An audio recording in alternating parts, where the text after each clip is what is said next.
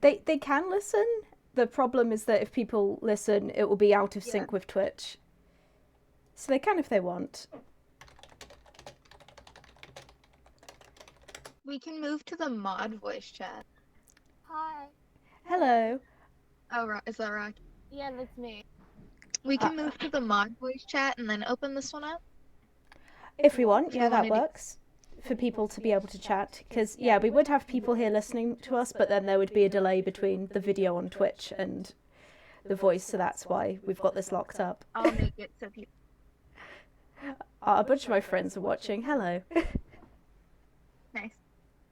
All right, let's do the other one then. Or should we wait until a couple people join? Oh, wait, no, people can join, apparently. Yeah, no, I just did it so we can switch to the other one. Yes. Okay, yeah. So we'll be in the mod VC, and then you guys can comment in Watch Panel through Room 1 text or on Twitch. I'll be watching both chats.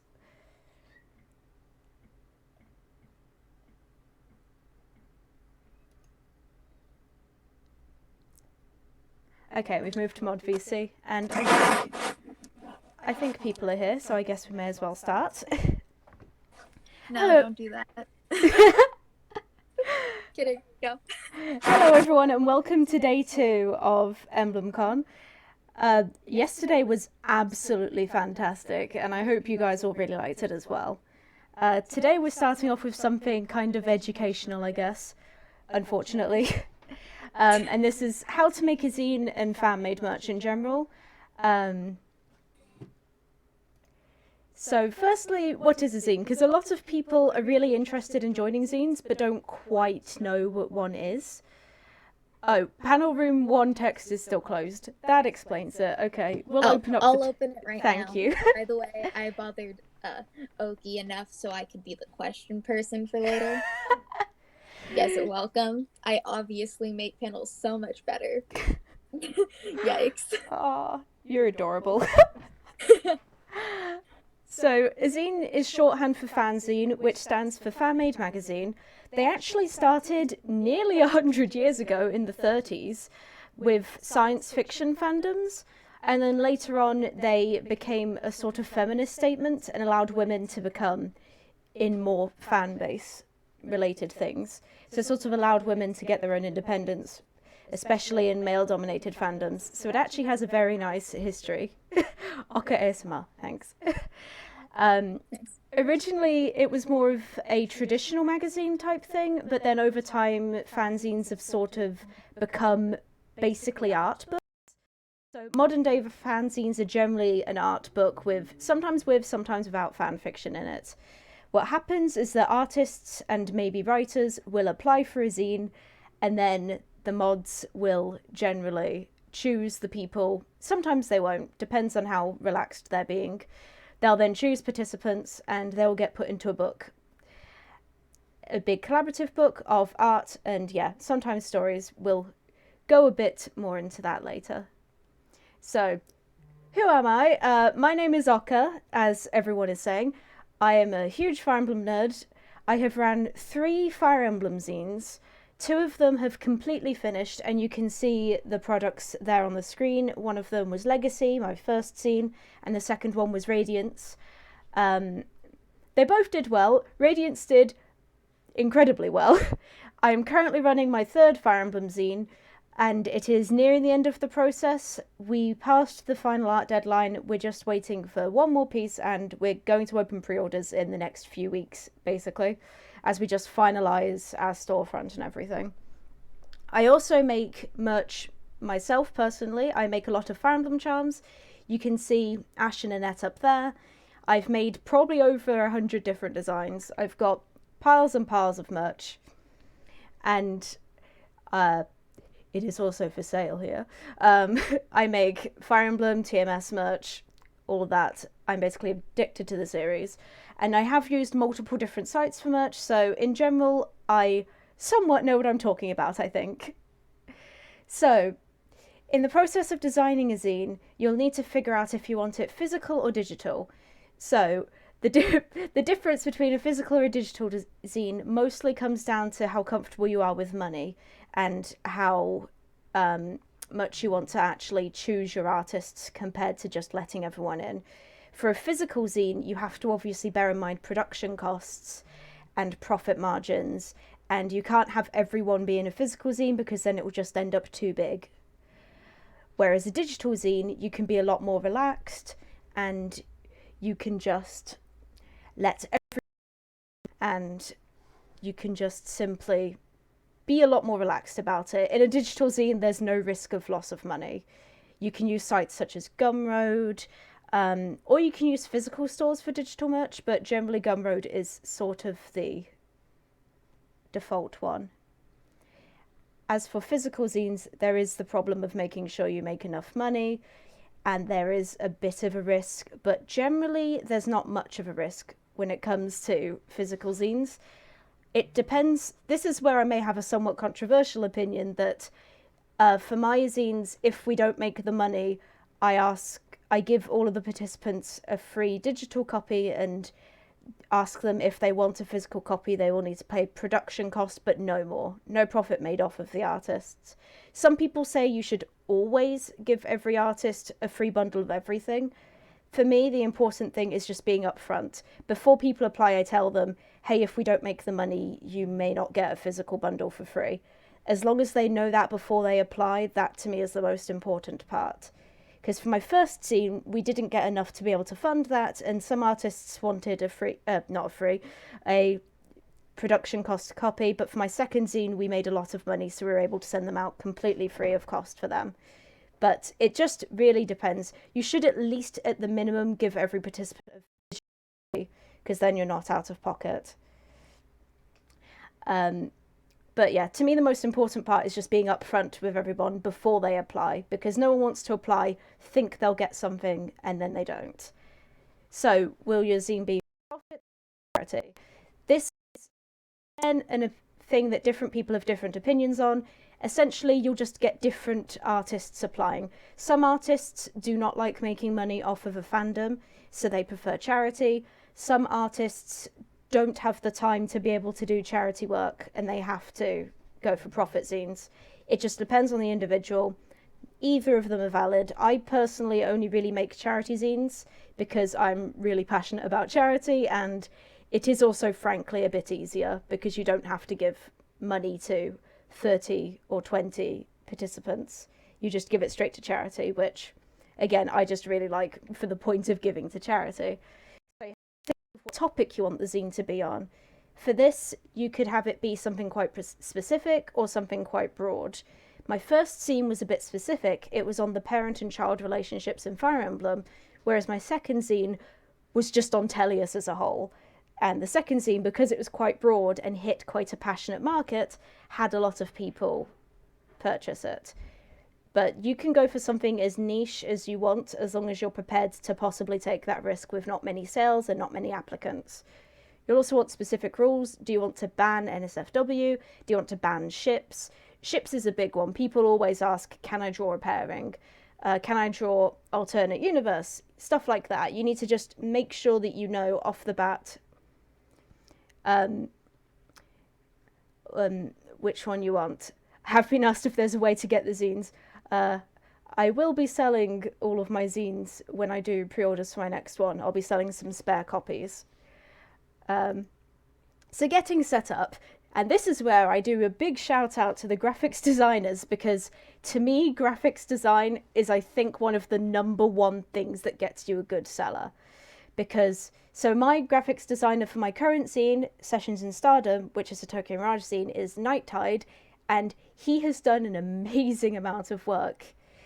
You can see the piece there for Sessions in Stardom, and then the artist who did the graphics for Radiance is called Bigley Booth, and the graphics designer for our current project is Joey. And again, graphics are so important for a zine because that is how you get people's attention, that's how you catch their eye, and that is how ultimately you eventually end up with sales. I think one of the biggest failings, if I were to give one for my first zine, is that I am rubbish at graphics. So, Joey gang, yes indeed. So yeah, shout out to everyone who can do graphics, because you guys are like these weird gods that I don't understand. And thank you for the Twitter shout out. So you need to make info docs. We've made PDFs for my last 2 zines, just detailing all of the information, like the size of the zine, the prompt, specific yes or no's for the potential applicants. You will need to set up a Discord. Well, you don't need to, but it's a very good idea to set up a Discord channel so that you can have all of your participants in one area and everyone can sort of collaborate a bit. For example, if 2 people are drawing the same character, they can then make sure they don't draw the same exact scenario. So it's quite good to have a Discord, and it's just really easy to manage. I had Discords for all 3 of my zines. So do you want fanfics or just art? So fanfics are an iffy thing because most people who run zines tend to be artists. And unlike art, where if you look at it you can tell if it's good, fanfiction is a lot more difficult to judge. So it can be difficult if you don't have anyone on board who knows what good writing is, essentially. So that can be a bit iffy, and fanfics also massively up the page count. But fanfic writers are horribly underappreciated in fan bases in general because fanfictions are so difficult to consume. So I would personally suggest to go for fanfics if you have someone on board who can judge fanfic writers correctly, because I don't really trust myself personally, because I could accidentally let someone in who's worse for reasons that I don't understand. So it does add page counts, but it also makes your zine just take longer to consume. If you have a paper zine with all art in it, it may take 5 minutes to look at all the art, but if it has 5 fan fictions, it can take you hours. So I think there's definite ups and downs to both. I would just definitely consider that because it's an important thing to let people know before they apply whether fanfic writers have any chance, basically. So, how to get a zine running. If you want any mods to join you, you'll need to have applicants, or you can just ask friends. Like, when it comes to people applying, I definitely don't think that you should allow applicants based on friends, but for moderators, you do want to work with someone you trust and you know, so in general, it's not really a bad idea. For my first zine, I ran it alone, and then I met Biggly Boof, who helped me run my second zine, and in my second zine, I met Nighttide, who helped me run my third zine. So each time I meet someone new, and then they help me run the next zine. Although we did get some extra mods for the Tokyo Mirage Session zine, just to mostly help go through applicants so that we had more people whose opinions can differ and can all bring something to the table when it comes to judging who should or should not be let in. And yeah, Nighttide makes a good point. If you're a contributor and a moderator, it can be quite stressful, especially if you're currently doing, because graphics work is more needed at the beginning and the end. My jobs tend to be mostly finance based, and that's only at the very end once the art is done. So for me, I don't have much overlap, but for a graphics designer especially, trying to balance doing the promotional art and working on the zine can be very difficult, and I know that Biggly Boof and Nighttide both had a lot of work to do. So definitely, keep that in mind as well. So you will need to come up with dates. Some dates will need to be specific, such as the opening time and closing time for the applications. Those will definitely need to be specific because people will really need to know. You'll also need to let people know when the deadline is for the rest of the pieces. So you need to let everyone know before they apply when their piece is expected to be finished by, but stuff like pre-orders opening and closing, that doesn't need to be decided until a bit later. In general, people will give a rough month. I think the TMS zine that I run, we had to move it by a few weeks because we took far too long going through applicants. We had a lot of writers apply and they take a while to go through. So, but you do need to get some dates in it already. In general, I do sort of a zine announcement, then a few weeks later, apps open. I keep apps open for 3 weeks and then I shut it. And then we take maybe a week or 2 to go through those applications, give the results, and then the day we give results, we give between 6 weeks and 2.5 months to do the pieces. To be honest, no matter how long you give people time to do the pieces, they will always ask for extensions. Doesn't matter if you give them 6 weeks or 12 weeks, people will ask for extensions because people generally wait till near the end to do their work.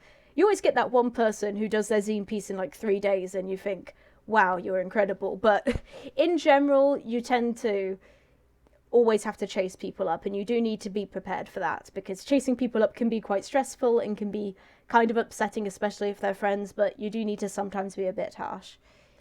You will need to put all of this in a place easy to read. So we made a big PDF for my last 2 zines, and we have that pinned in our Discord channel, and we have that easy to access. So if people ask us for help, we will just double check the document and tell them what the document says, or we'll just tell them to read the document. You will need someone who can do finances and shipping if you are doing that kind of zine, because some zines are just for free, digital free zines. In that case, you'll only really need a graphics person, but if you're dealing with physical zines or zines that involve money at all, you will need someone to deal with finances and who is comfortable with using their bank account for stuff like that. So physical production is very scary, but it is really not that bad. It's scary to think about, but actually doing it, and once it's all done, it's really fun. So for zine printing, I would highly recommend a website called Mixam. This was introduced to me through Yester, who ran the Fire Emblem Tarot project a few years ago, and she used Mixam for the information booklets that came with the tarot deck, and I fell in love with them ever since. So I would highly recommend Mixam, and a lot of my friends use Mixam as well. They have bases in the UK, the US, they also have Canadian and Australian websites. If you want one that's specifically based in your country, you could just look up like book printers, zine printers, booklet printers, specifically for your country or in your native language. But most places are probably good with Mixam, because if you're in Europe, order from the UK and avoid customs, stuff like that. So shipping isn't too bad from the UK to there are other sites though, obviously. Mixam is just the one that I've used. If you're ordering like less than 5 zines, it's a bit pricey, but I doubt anyone running a zine will order that few. So if you're thinking of size, so they're international standards. They're not really used in the US much, but in the rest of the world they're quite understandable to us. A4 and A5 are quite standard sizes. My first 2 zines were both A4, which is very big. My third zine is going to be A5 because TMS is a bit more niche, so I don't expect it to sell too well, so it's going to keep costs down and just make it nice and small and easy to consume, essentially. You can go for non-standard sizing though. Mixam does allow that, and it's not any more expensive. A5 will make a cheaper zine, not just to print, but to ship especially if you're in the US where shipping is a bit pricey. Page count will increase the price as well, which is why we should really not have that many pages, and that's why zine runners have to unfortunately be a bit stringent on who they accept, because if they accept too many people, the zine will just be too expensive to print. So you can do specialized covers with Mixam. I really like the soft touch. It feels like velvet and it's lovely. That is also what Yester has used for hers. I can confirm they're just amazing. I fell in love with it. You can get, at least you could a few years ago, you can get a sample booklet for free, although it might cost a small amount of money, from Mixam, and it shows you the different types of paper and different types of thickness. I would highly recommend that, because then you can feel exactly what you want. So I was able to feel that and go, okay, I want 170 grams per square meter, maybe, square something, 170 unit. And that's how thick I wanted it to be, and and I was able to use the soft touch and tell that. Whereas my TMS scene, it's going to be glossy because I feel that's more in character for Tokyo Mirage sessions. Everyone buy the TMS zine. Yeah, the mods here love TMS, so they are very much trying to big it up. Yeah, TMS zine goes on sale in a few weeks' time. I don't have a date yet. Yeah, no, everyone, please buy the TMS scene. There's a lot of really good artists in there, including Robin. And please, it's very good. That's all.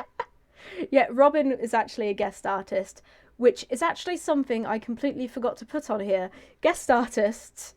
So sometimes you may want to have a guest artist, which means that you invite them personally. These are usually people that have a specific connection to your zine's content. For TMS, because it was so niche, I really wanted to get some big TMS fans on there. So I looked for TMS artists that I knew, and I did some research, and I found 3 TMS artists that I really wanted to invite, and that is Robin, Kimerson, and James Effie, and they all were absolutely wonderful. They did their pieces really well and really quick, and we invited them really early on. And yeah, so that's definitely something that, again, is sort of hit and miss. You can choose whether you want a guest artist or not. The way I would recommend going about contacting them is you use your Zine Twitter account or Zine social media account, and you private message them and just directly say, hey, we'd like you to join, here's our info doc. And again, send the info doc, because if you can't guarantee free copies, they should know that before agreeing to it and everything. Okay, and on to the next one. Costs. Okay, so yeah, this is the part that loads of people get quite worried about. So Mixtam's site is really nice because you can very quickly, in about 2 seconds, calculate zine costs. I did this about 10 minutes earlier today, about 2 hours ago. Not even 10 minutes, it literally 20 seconds it took for me to fill that out. So I just roughly did 100 zines, A5, 130 GSM paperweight, glossy, 52 pages, and that comes out at £212. And then there are shipping as well. So often books will be in the range of £2 to £5 roughly. Radiance was a bit on the expensive side because it was huge. It was nearly 100 pages and really heavy, and A4, it was just massive. So that was about £5. Whereas this zine, which is quite small, is closer to £2.30 per book once you add up shipping and stuff, which isn't on that page. But so zines are quite cheap to make per book. And in general, you want to price books at about 3 or 4 times production cost. So for Radiance, I think we made about £10, $13 profit per book on sales. And we sold quite well. You'll see the stats on that later. So you will need to keep in mind shipping costs and everything, and merch bundles can also be very pricey. But yeah, and the more copies you get, the cheaper they'll be. So 50 would be a bit more expensive, but 100 is really cheap. But again, so books are quite cheap on their own, so it's very difficult, especially if you're not guaranteeing free copies for everyone. It is quite easy to make at least some profit. What types of merch is most appealing to get more sales? I would say charms are a big one. People love charms. Prints are a good one because they're just freebies, and prints are generally very easy to make. I'll go over merch a bit in a few minutes. And other things like stickers seem to do quite well as well. I will upload the PowerPoint, actually. I did mean to say that. This PowerPoint will be linked. I'll link it on my personal Twitter. I can probably get the mods to link it on the EmblemCon Twitter, or at least retweet my tweets. I'll have this linked and saved so that you guys can use it for future reference. And at the end, I do have a list of my merch. Yeah. The people that make the merch, manufacturers, I have a list of manufacturers at the end. So here's a page of calculations that I did during my first zine. So again, I want to be really, really open with everyone here and just show you all exactly the prices, because to me, that is one of the most difficult parts going into a zine, is not knowing at all what I should expect to sell. I believe I sold, I don't have the exact numbers for Legacy, but I believe I sold around 20 copies, and then we had about 20 artists want production cost copies. So as you can see, I ordered 40 zines, 11 charms, 13 prints, and 13 stickers. And the total cost to order all of those, £264. And then shipping, I added the price of the boxes. The international economy, so 21 packages were sent via international economy, and then second class is UK standard. International tracked is a bit more expensive, and then another one which would have been someone ordering, I think, 5 copies. So then the total shipping, as you can see, shipping is nearly as expensive as the actual product. Shipping tends to take a lot out. So the total cost was £409, and the total money taken in was £497. So there was £89 profit in there. And on the right-hand side, you can see the sort of rough, these are rough production cost calculations that I did, and these are what I gave to the artists when I said, hey, if you want to buy production cost, these are the costs involved. So as you can see, prints are really cheap. Stickers are decently cheap, although because I didn't need that many, they ended up quite expensive. charms from the site I used were expensive. Charms specifically I get a lot cheaper nowadays, and I'll go buy that a bit later. So those are the sort of general prices. So that's sort of what you expect for a fairly small selling zine, quite a humble zine basically. And then this was Radiance, which was a completely different story. So the first image there are calculations of the artist copies. We had 41 zines to ship out. A lot of people shared addresses because by chance we had many pairs of siblings in the zine. So a fair few people needed zines to be shipped together, which made it slightly cheaper. So in general, those are my general costs. So it was about $500 to, no, would that be dollars or pounds? I think that might be dollars. 500 something, okay? 500 in a currency to send all of the copies to all of the participants, which is a lot of money if you obviously don't make the sales, but we made that much in less than a day. So we did really well. It took about 45, 50 sales to make over 500 profit. So by the time we reached that point, I was able to tell all the participants, hey, you're getting this for free. And that was a really nice moment. So per book was £6.60, shipping was £5.90, and then the badges were about £1. So that, those are my calculations for charging initially.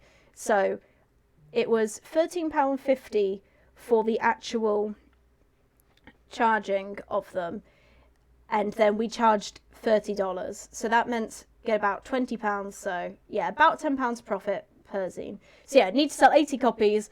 Also, I thought I actually needed to sell a lot less than that. So I was a bit off with some of those. And yeah, that was my page count, because you need to know page count to do rough calculations. Someone in the chat asked, how did you get Radiance so cheap? 204 sides, that will be your problem there. 204 sides means that you've got 204 pages, which is a lot. You'd want to divide that by 4 if you want the actual page count. So for mine it was 88. I don't know. No, you weren't going off that. That was like 50. That would be... I'm a maths major. That would be 51 pages. Yeah, so 204 pages. Yeah, no, so if you halve it to 102, that will give you a much better calculation. Yeah, 204 pages is why it's so expensive, which... Can I ask a question about sides? Because I still am yes. dumb. Mm-hmm. Cool. So yeah, same. When you do sides, does that mean per page, or is it like every side of a page? So like 204 pages would be 100, or 204 sides would be 102 pages, or is it just like 204 pages? So I don't actually remember seeing the word side much, so I'm just going to quickly open up Mixam on my computer again. On Mixam, when I looked it up, it was like, oh yeah, how many sides is this? So I wasn't sure if that meant pages or... Oh, yeah. So that is actual pages. So you want a multiple of 4, because you'll always have... So, for example, if you had absolutely nothing in the book, it would be 4.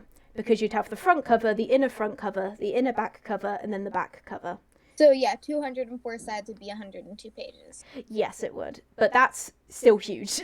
That is absolutely definitely a lot. So that's why it's that expensive. So yeah, that would be 100. So that's what, $19. $19 per book, which yeah, is a bit expensive, but it is also huge. Again, the prices go up massively if you have more pages. Most zines are much, much smaller than that. And then someone's asking about how you would end up losing money. So, and how would you be safe of that? So, you can lose money essentially if you... So, either if you don't meet a good minimum order, because a lot of merchandise requires a minimum amount to be cheap. So, for example, if you play about on Mixam's site, you'll find if you order 5 zines, and then if you order 7 zines, it's about the same price. It takes until about 10 plus zines to get cheap price. Same with like charms, shipping costs and everything can mean if you buy 3 charms it's really expensive, but if you buy 30 it's okay. So essentially the biggest risk would be if you sold about 2 copies. Whereas if you're running a zine, you want to avoid that. The biggest thing is just saying to your participants, we will only provide free copies if we make the money, otherwise you will have to pay production cost. That basically means there's no minimum requirement of you other than your sellers. But I think that's a bit cheeky if you are doing a for-profit zine, because if you're doing a for-profit zine, you should probably be paying people in some way, shape or form.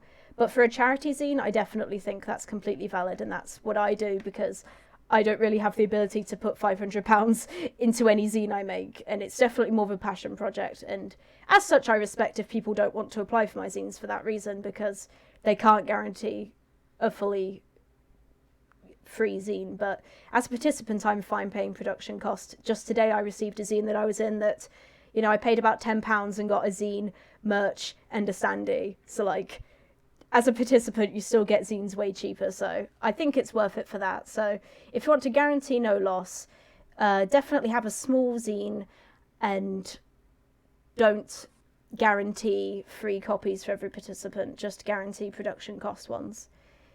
I will apply for any of your zines. Oh, thank you so much. So yeah, we then also have the final sales thing. So I did, yeah, as you can see, I used Notepad. Yeah, Kickstarter for profit zines. That is a perfect idea. Yes, that makes complete sense. If you're doing for profit, Kickstarter means that you don't actually make it unless it's funded. That is absolutely amazing. Thank you, Beehive. Or Bahai, I don't know. I'm sorry. But yeah, that's... Interest checks are also important. Yes, interest checks. I did one for the TMS scene. For Radiance, I was kind of tempted, but I really wanted to surprise everyone by announcing Radiance.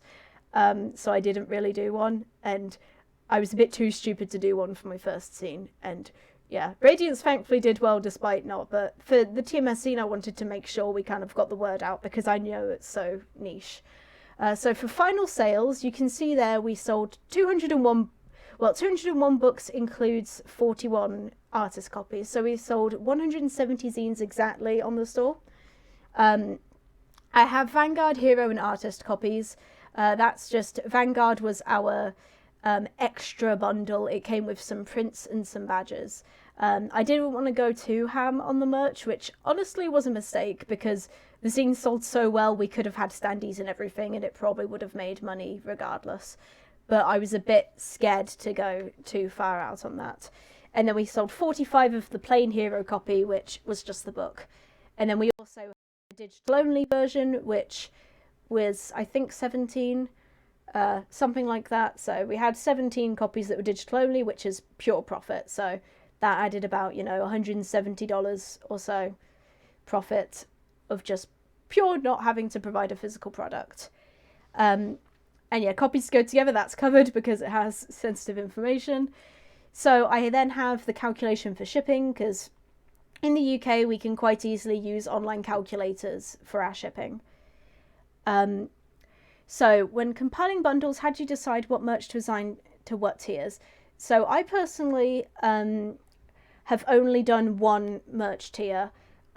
Maybe one day I'll do multiple. I like sort of having... So the big stuff like standees should only really be in like the highest tier. Like a big thing like a standee should be in the highest tier of merch bundle. And then the middle one would probably have sort of smaller, less exciting stuff like maybe prints, stickers, charms, because they're quite normal. But if you're doing more exciting merch, then I would definitely leave that to the higher tiered bundles. Like some people do stuff like pencil cases, lanyards, things like that should probably be in the higher tiers. I've seen acrylic stands too. Yes, standees are very lovely. Mm-hmm. Yeah, the zine that I got today came with a gorgeous acrylic standee. Spellbinding zine, by the way. Just going to call them out. They're lovely. Send me the picture of the stand. It's of, I will later, it's of Celica and Micaiah. It's lovely. Yeah, no, you have to send me that. So yeah, I just sort of generally put the exciting stuff in the higher tier to sort of entice people. And yeah, higher tiers can also just be huge. And then, yeah, so we have my total copies, and then my shipping costs. And then, yeah, I also got 10 test copies. Actually, no, did I in the end? I can't remember if I bought test copies. I think I may have just not bothered because I really trust Mixam and they have people on the site who are willing to give you advice and help you set up your pages, because it is very confusing the way you have to upload pages to their website.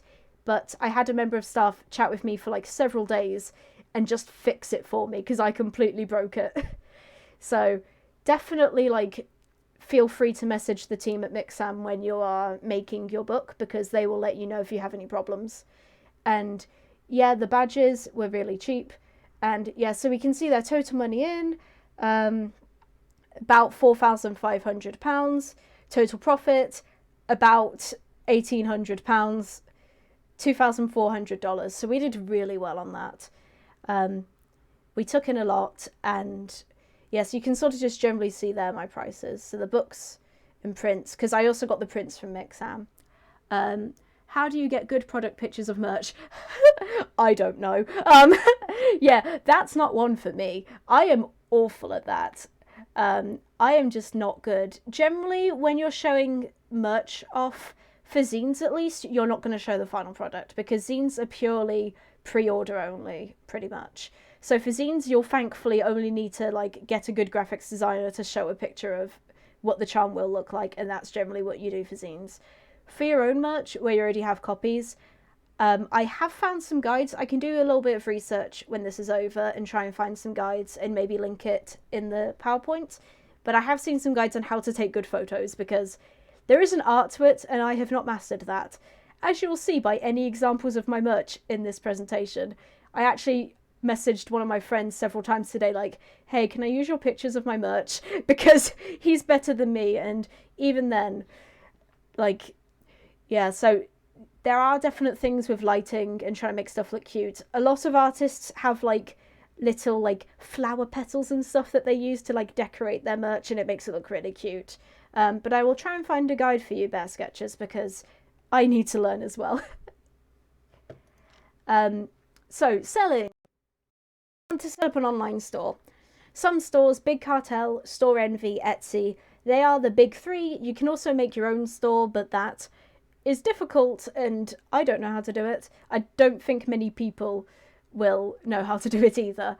I personally use Store Envy, so I can't be too specific on Big Cartel or Etsy. I have bought from Big Cartel and Etsy before. They all have their upsides, they all have their downsides.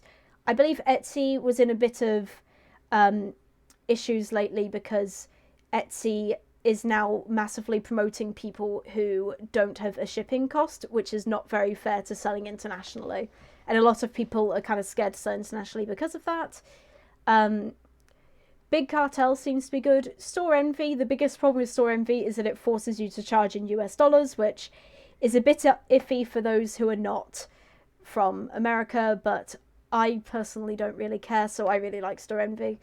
How do you go about calculating shipping for international orders? So that is unfortunately specific to your country. I don't really know for the US, which I'm going to presume is where you're speaking from. Also, hello. But yeah, it's very difficult. I believe there are some ways to calculate in the US. I think you might be able to go into your post office and ask.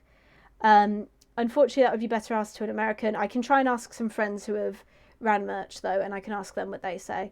In the UK, it's really easy, because we can go on Raw Mail's website and just use a price calculator. So I can put, you know, large letter, weighs between 100 and 500 grams, and I can just see all the prices there. So for the UK, it's really easy, but not everywhere else is very good with that. So it's unfortunately specific to your country. Yes? I know that sometimes if you are like using I remember one time I was trying to send out a package to a friend, and if you like go to their website and you know kind of like generally what it weighs and like where it's going, they can give you an estimate. Okay. And granted, it's gonna kind of fluctuate, but still it's still better than like nothing. Yeah, that find that site. If you're able to link that to me, I can add that to the PowerPoint as well at the end. If you can find that site for me, that would be great. Oh yeah, it's just the general like website for the postal service, or like UPS. Just depends on what mailing service you're using. Yeah, and as Yasta says, if you're in the UK, Royal Mail is your best option. For us in the UK, unless you're dealing with like 5 kilogram packages, Royal Mail is the cheapest by far. So definitely if you're in the UK, do raw mail, because it's easy and they're quite good. If something goes wrong, they give you your money back as long as you get enough insurance. So yeah, I would highly recommend using PayPal, because PayPal is very nice in general for sellers and buyers. It protects the people that are buying from you, and it protects yourself quite well. So in general, PayPal is very good. I also like allowing Stripe payments as well, because they go straight to your bank account. And basically, I like giving people options, because the more options they have, the more people will buy from you, basically. Venmo is also a good alternative to PayPal. Oh yes, I completely forgot that Venmo exists. Yeah, Got you. I know Store Envy that I use only allows PayPal and Stripe, so that's why I use those. Other sites might allow Venmo or other ways of paying. Definitely for small orders, like if you're not doing a big zine and just doing like a little bit of merch, then like PayPal Invoice can work well. That's what I do for commissions. PayPal, at least when I was running Radiance, and I think when I was running Legacy, PayPal had this big issue where apparently they were closing people's accounts. To avoid that, I would just say transfer money to your bank account as often as possible. After every sale, if possible. That was a bit difficult for me during Radiance because it sold so quickly. So like every day I was basically transferring the funds from PayPal to my account, because then if your account does get locked, you're only out a few sales worth of money rather than the whole lot. So I would just say keep transferring funds, and then you shouldn't end up with a problem if your account does by chance get locked. PayPal, Stripe doesn't have that issue though, so if you want to only use Stripe, that's also understandable. I just think more options gets more sales, basically. Do try and make your PayPal account a business one if you're doing business stuff, because it just works better. You can still receive personal payments, so I don't really see any harm in making it a business account. I no longer have a personal one. My only PayPal is a business account.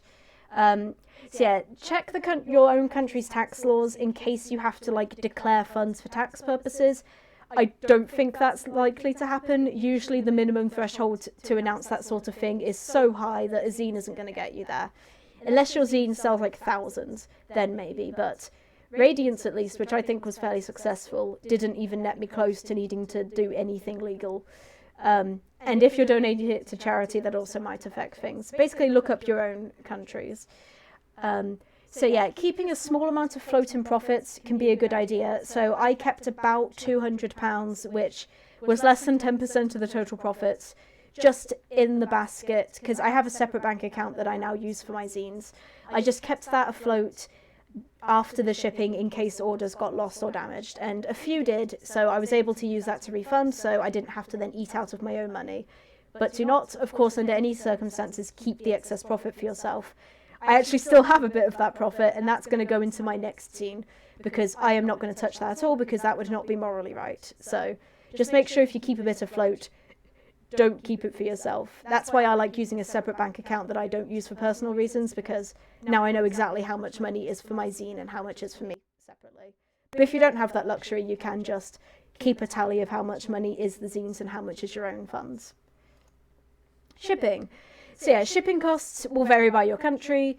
So one tip that I find really helpful is that people don't like high shipping costs. A $20 zine with a $5 shipping is going to get more sales and more interest than a $15 zine with $10 shipping, which is very interesting. But even myself, I can imagine seeing a zine and being put off by $10 shipping, even though I wouldn't be put off of the alternative. So if you are in a country with high shipping, or if your zine's a bit heavy and will be expensive, maybe eat a bit of the shipping into the zine's cost. Just make the zine a bit more expensive and make the shipping a bit of a loss. Because it doesn't really matter whether the money says it's for shipping or not, as long as it, goes towards the shipping. So that's massive brain. That is, yeah, that definitely. I did that for Radiance. Because Radiance was so huge, the shipping was actually a bit pricey for international orders, so $24 zine with $1 shipping. Yeah, that like $25 zine free shipping would probably entice a lot of people. Yeah, so don't be scared of international shipping, especially in America.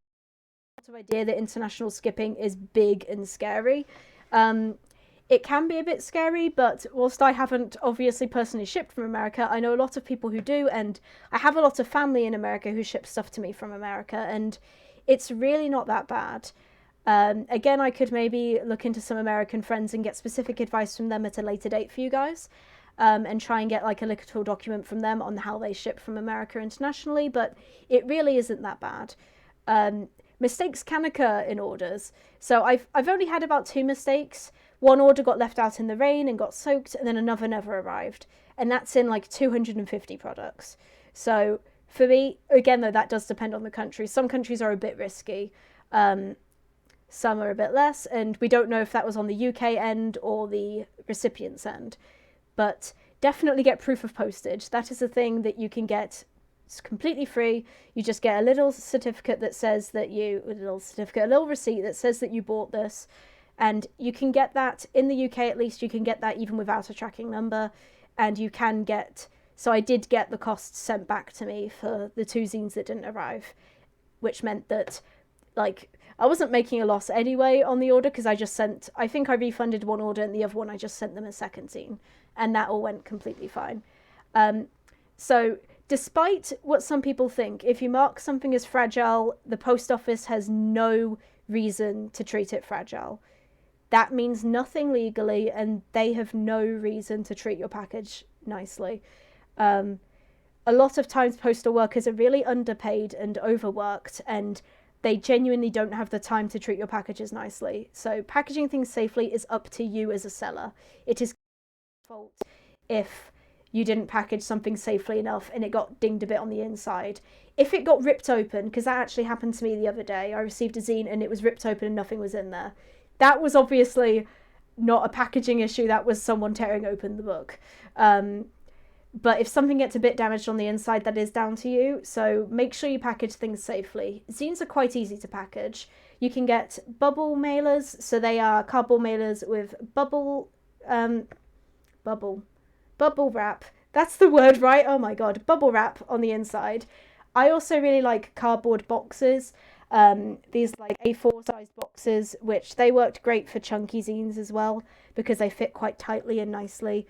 That was inspired by the Tarot project, actually, because I adored the boxes I got with that. But yeah, bubble mailers can get a bit bent, so definitely bear in mind that, again, the person delivering have to treat it. So bubble mailers can be a bit. Usually I find they're okay. You can also get like card back. I like buying those off of eBay because eBay's really cheap, so as long as like the mailers are good quality, it doesn't matter where you get them from. So I like getting them from eBay. And yes, include a return address, because we actually had one where I stupidly forgot to give my parents because we had 170 orders to ship out for Radiance. We forgot to put the house number on one of them, so it came back to us. And because we had the return address, it went back to my parents' house. And yeah, we were able to send that out and apologize to the buyer completely. And yeah, so definitely include a return address in case something goes wrong. Bear sketches.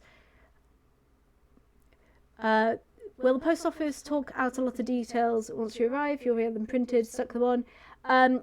So again, that depends on your country. For us, we do have that let us just print the stickers ourselves and ship them, I believe. But yeah, honestly, that depends on where you are, what postal service you're using, and be specific about Royal Mail in the UK. I can't think about like USPS or other stuff like that. Oh yeah, these are some pictures from the shipping process. So there's my childhood bedroom covered in books. That was a very stressful few days, and literally my parents' house is not very big. My parents' house was covered head to toe with books. We literally were just filling up empty bookshelves of packaged up zines to send out. It was an absolute chaotic mess, and I forever thank my parents for helping me with that, because that was not good. If you get a lot of sales in your zine, maybe beg some friends and be like, hey, can you help me? I'll give you a free zine, because it is a lot of hassle. And I gave my parents the free zine for that reason, because it's like, no, you take one on me, because it is a lot of work. You can see there are 6 boxes. Those are all full of zines. We had 10 in total. I still have one here. It's got a few copies that are a bit dinged, which I did say I will be selling them in a few weeks' time, I think, alongside my TMS orders, just to supplement, I guess, the TMS profits a bit. Those are copies of Legacy. That sold a lot less. So I only had 2 boxes, I think, of them, or maybe 1 box. They're also thinner. And yeah, you can see a box of badges there as well. So yeah, absolute chaos packaging. So be prepared for that, especially if your zine sells well. But again, if you take time for it, like I was kind of a bit fussy and it was exam season, I was like, okay, we've got to get this out fast. If you give yourself a week or 2 to package zines, it's a lot better. Unrelated, but can we please talk about how pretty the covers for both of these zines are? Please Yes. support Okke's zine. Please buy her zine. Support her. Do it. You won't. So I'm definitely on board with that. The Legacy cover was drawn by Bigley Booth, who helped me run Radiance. She is amazing. She is one of my best friends. Please support Bigley Booth. The cover for Radiance, it's even more gorgeous actually. The back side of it has the same kind of pattern as Radiant Dawn main cast. So on the front it's the Grail Mercenaries, on the back it's the Dawn Brigade. That was drawn by Daggerfish. Al, she also goes by. She is amazing. She's an amazing friend of mine. We fangirl over Tellius a lot, and when she applied, we were like, cover? Yes. So we actually get a lot of lovely comments, especially about the Radiance cover, but both of the cover artists are great. Yeah, they did a stunning job, and the cover for the TMS scene is also amazing. And yeah, they're also wraparound scenes. That's another thing you have to think about is, do you want to have a front cover and a back cover, which Legacy had? The back cover is just a bunch of chibis. Or do you want a wraparound zine like the Radiance one, and the TMS one is also a wraparound zine. So the front is the women and the back is the men from the main cast of Tokyo Mirage Sessions. The picture is in my channel here on the Discord, which I don't think the back cover is shown anywhere else. Well, it's not going to be shown on Twitter, so exclusive back cover preview. Whoa, are you talking about the new TMS sign that's coming out? It's crazy. You guys should order that. Yes, you all should. I peeped the cover to TMS scene, very prized instantly. Yeah. And that was drawn by CR. She is absolutely wonderful. She was a part of Radiance as well. A lot of artists from Legacy joined me for Radiance, and a lot from Radiance joined me for Sessions in Stardom. I don't think any artist has been in all 3 though. Joey isn't actually working on it. No, Joey's working on it now, definitely. He's a featured supporter. So Charms. Charms is sort of what I guess I'm somewhat known for. Like, I don't know, I get more charm commissions than I do regular commissions, so I think people like my charms. I've made a lot of charms now, and I've sort of had very much a learning process with making charms. So there are sort of 2 main manufacturers that I'll go over in a moment. So I would basically recommend finding what you like for yourself personally. I really like chibi, chunky, big charms that are very thick acrylic, and I sometimes like glitter. I'm not decided. And I like big golden heart clasps and double-sided. But I am lazy, so it's the same design on both sides. Well, I'm lazy. I drew 70 charm designs. I couldn't be bothered to do 2 sides for 70 designs. So you can 140 designs. Come on.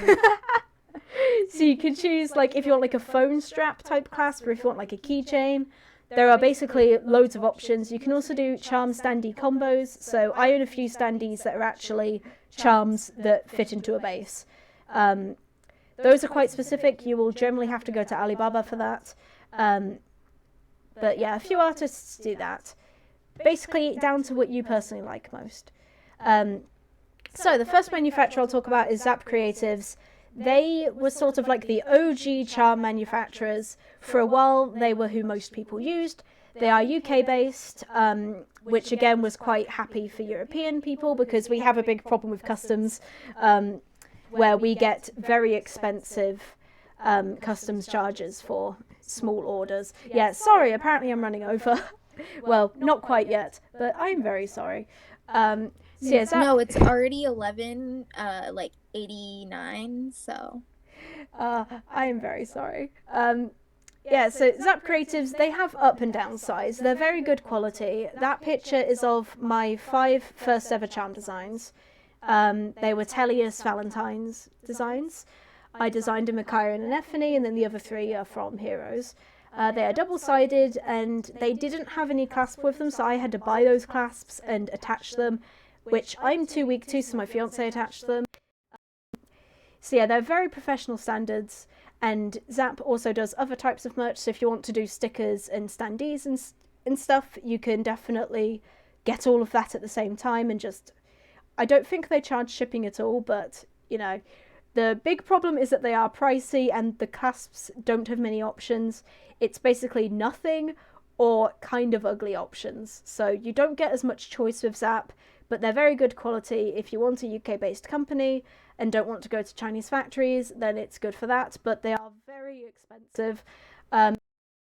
Charms is £40, $6 a charm, and you can't really get different designs that easily, so getting multiple designs, if you're like me and want to do like a million different designs, it's not that viable. But it's definitely valid, especially for standees. They're very good for standees, I find. But for charms, I personally am not a huge fan of them anymore. Now, Alibaba, yeah, as you can see, I'm awful at taking pictures. So those are some examples of Alibaba charms. The Ash and Annette you saw earlier was also Alibaba. So Alibaba is basically a big Chinese conglomerate website that you can get all sorts of merchandise from. And basically you can contact different Chinese factories and get orders from them. So some factories will do only charms, some will do like plushes, some will do standees. Basically you have to sort of search and try and find the right manufacturer for you. So if you just type like acrylic charm in the search bar, you'll find it. I've also linked my specific Alibaba manufacturer, and I've linked the Vograce Twitter at the end of this PowerPoint, because they are the ones that I know are quite trustworthy. Some people have apparently reported issues with Alibaba sellers sometimes stealing your designs, but the manufacturer I use doesn't do that. I was given them by a trusted friend, and they have worked great for me, and they've worked great for the friends I've recommended, and yeah, it's Coco Yang who I talk to. So again, just depends on who you want to talk to. Again, the prices are very cheap, and it's very casual, which is a bit scary because you're essentially given a button where you private message them. But they allow for different designs. It's the same price to buy 100 copies of one design than it is 10 copies of 10 designs. And you can have different number copies for each design, so I essentially pre-order to order the exact amount, and if I get a few spares, I'll sell those. But yeah, they're very cheap. And they have many options for clasps. I annoyingly didn't show any pictures, but maybe I can link them. Again, maybe I'll like fix this up a bit and then link it on the Twitter later for everyone to get to use as reference. Send me the account person you used for Alibaba thing. Yeah, I definitely will. And they're all, I've got links to all the sites I mentioned at the end. So you can have... I hear that Vograce is really good as well. Yeah, like, Vograce is a part of... Yeah, Vograce is on Alibaba, so it's sort of the same seller that's often on Alibaba. But yeah, Vograce is the same kind of thing. It's a Chinese factory, and Vograce also has very specific, like, unique merch, like pillow charms and stuff, and I'm definitely... Their candy charms are so Yes, exactly. So Vograce would be definitely... Because Vograce and Alibaba are sort of the same thing, so I would definitely personally recommend Vograce or Alibaba for charms, because they are very cheap. It is scary, and I'm actually going to show you now my DM process with... Oh, well, not yet. Okay, next, after this, I'll show you my DM process with Coco. Yeah, Zap, how to order. It's fairly self-explanatory. You upload a file and you buy it. The file process is very kind of difficult because you have to edit the layers and mark exactly where you want things to be, and it's very stressful and takes a while. Whereas Alibaba, it's relaxed in that it's casual, but that can be daunting because you're like, how do I message this person? Just ask for charms.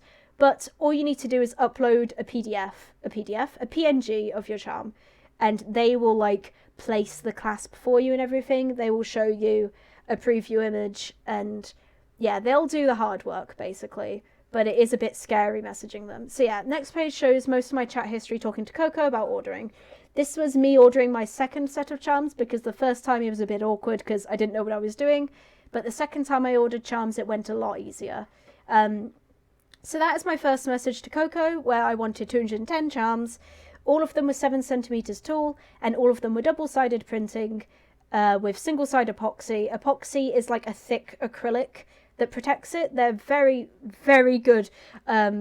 Because I had charms made from Alibaba as my phone charms for a long time, and I dropped my phone all the time, and they never broke. So they are definitely good. And as you can see, I wanted 7 charms with 1 ring, 4 charms with a gold star, 187 charms with the gold heart. So I was able to be very specific. And then on the top right, her answer is just that they're $1.55 per charm. So again, way cheaper than Zap. Admittedly, a really huge number, but that's like 50 plus designs. So it's a really good price per design. And then shipping was $40, which is expensive, but even including shipping, it's really good. Question. Yes? So for making the design on charm, what pixel size would you recommend? So yeah, again, they're really not fussy. You can probably, so the important thing is thinking about how big would your charm be scaled down. For me, I am a pleb who uses huge canvases because my PC can cope. So I do 5,000 by 5,000 pixels, but that's honestly, Nice. Yeah, that's honestly not necessary. Like 2,000 by 2,000 or even 1,000 by 1,000 is probably good.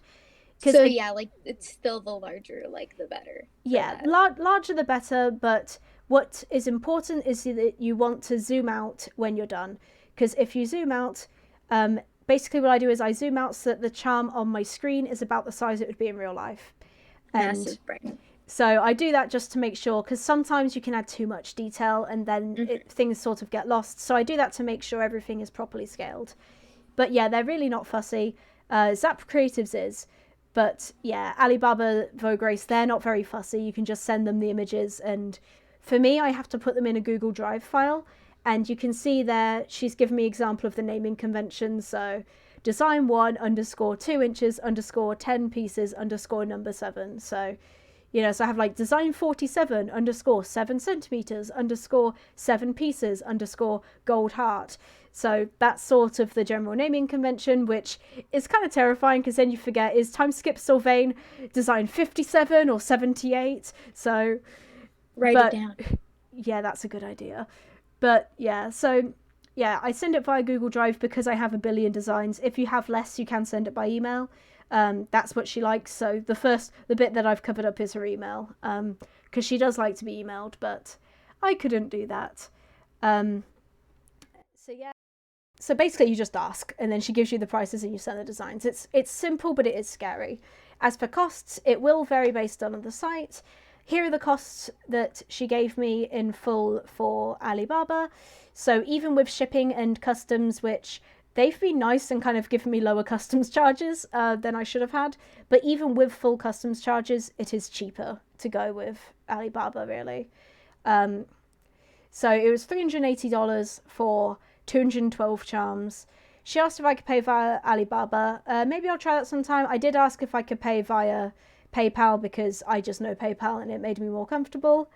But yeah, generally you'll want to charge between $8 and $12 per charm on your store. Like, it depends on sizing. I charge $10 because it's an even number and, it works well. Some people, especially if they sell lots, can afford to charge a bit less, like $8. But because I'm a fairly small artist, I do charge $10. But, that's about standard, and I offer deals for more charms. But yeah, charms are really cheap to make. Again, sort of like zines, as long as you don't owe anyone free charms, and as long as you sell more than like 4, then you're pretty good on making profit, I find. And again, sometimes it can be good, even if you do make a bit of a loss, to make those initial charms to get your name out there. Or what I offer to my friends is, I definitely offer, if friends are just trying out, for them to join my order, because then they don't have to pay the expensive shipping, and I can just say, hey, if you want to test out maybe 5 charms, it's, $2 a charm. If you send me $10 and shipping, I'll send it to you. which my offer does go to Misty and Roccoon for that as well. If you guys ever want to try out charms, I will be taking that offer. I'll be making an order sometime in June, so like definitely if you just want to try out a handful, that's what I did with a friend of mine, and then he got the confidence to order his own charms. So that's definitely something that I offer my friends. It's very nice, thank you. If you're really sure, I'd love to. I just So yeah, it's definitely something that works well, especially if you have a friend and you guys can combine orders, which again, for Europeans who worry about customs, that's also a big relief because then you can split the charges with people. But yeah, I often like letting my smaller friends like have a bit of a go as well. Brain is if me and Rocky both start doing charms. They're so close we can do it together. So yeah, other merch. We're running over. We're very nearly at the end. I think there's like 1 or 2 slides after this. So yeah, there are other merch that you can make for zines or for yourself. Prints are generally the easiest. Prints, badges and stickers can all be made at home, but it can be a bit expensive to get that off the ground because a badge or a sticker maker can be very expensive, or a good quality printer that can print. We're going to have to wrap this up kind of fast, I think. Oh, yes. Another chat. I didn't think we had anything on here next. Okay, so yeah. I didn't think we did either. Yeah, okay, sorry. Prints, badges and stickers can all be done from home, but you need very good quality printers, which is difficult to get. I would personally recommend if you're doing a big order, Mixam can do prints really cheap. 100 prints for £12, amazing. Also great if you're giving people free prints. Awesome merchandise are used for badges for Radiance. They also do stuff like bags and stuff like that. They are trustworthy. And again, you can also just Google stuff in general, like badge maker website. I think the badges were like, I got like a set of 100 or something, and it was like, I don't know, £40. I don't fully remember. I can find the exact prices later. Alibaba will do stuff like stickers, washi tape. Again, on Alibaba or Vograce, you can just either look at Vograce's site and see what they offer, or you can search specifically in Alibaba, pillowcases, you know, any merch you can think of, t-shirts, hats, you can just search it. eBay also does things on eBay, so eBay's another option. Again, just look at people's reviews if you're scared of the seller, because, oh yes, cat print, I've seen that as well. Yeah, basically if you're going to a seller that you don't know, just look at their reviews, see what people say about them. That's the number one thing I say for everything, is just look at the reviews, see what kind of review rating they're getting. If they seem trustworthy to other people, definitely give them a go. So yeah, places to search. Zinetown Discord, highly would recommend. A friend of mine, Pocket, set that up. She is lovely. She has also helped run zines. She is a sweetheart. I love her. She makes charms. Alibaba, Zap Creatives, Vograce Twitter, awesome merchandise, and Mixam for like paper things like, you know, prints, zines, books, calendars. I think, no, there's also Doxu, which I think I link in the last thing. But yeah, Google plus reading reviews is your friend. And yeah, this is my link to manufacturers, which, yeah, I'll have this shared in the chat for you guys, and then I'll try and talk to some US friends and see if I can find specific info. But yeah, Okay. sorry for running over. You're good. For the other panel, really quick. Mhm. Telling you now. They're doing video cam, so we're gonna need to set that up for the Twitch right now. Okay, that is absolutely fine. If anyone has questions, feel free to at me anywhere in the Discord. You can also DM me if you have specific questions. And yeah, I'll get this shared out right now. And thank you guys. I'll have to go now, but thank you so much for listening and for all the kind comments and everything.